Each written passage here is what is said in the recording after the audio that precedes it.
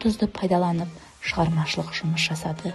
Желіммен сурет салып, тұз себу арқылы бейне құрастырып, оны бояды.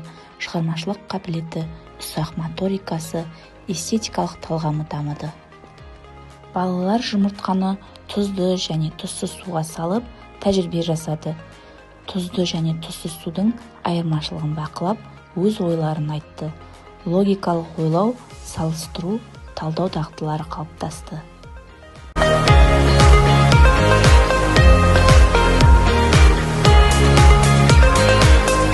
Балалар тұзды суда кристалдың пайда болуын бақылап, 10 күн өткен соң тұзды судың кристалл болып өскен нәтижесін көрді.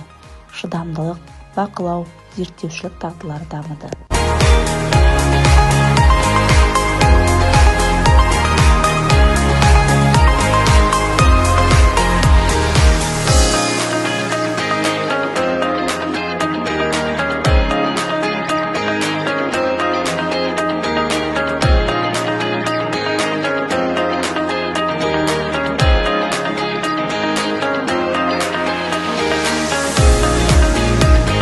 Балалар тұз қамырынан түрлі пішіндер жасап, оны бояды.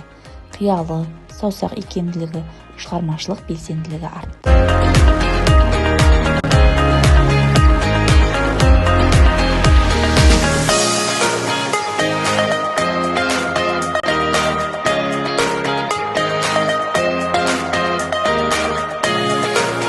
Тұзды суға және майға салып, оның суда жақсы еритінін, ал майда ерімейтінін бақылау арқылы тәжірибе жасады.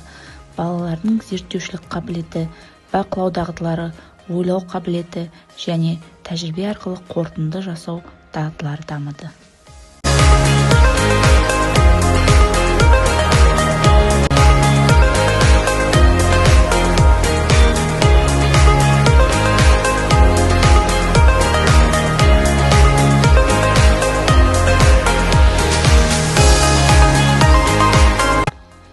Тұз бөлмесінде тыныс алу жаттығуларын орындап, ертегі айтып, релаксация жасады.